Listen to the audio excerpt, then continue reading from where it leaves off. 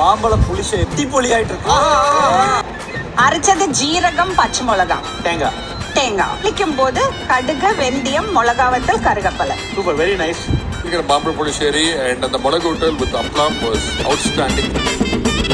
உதட்டோரம் இனிப்பியோ, கழுத்தோரம் புளிப்பியோ, இடுப்போரம் துவர்ப்பியோ சொல்லி குடிப்பி.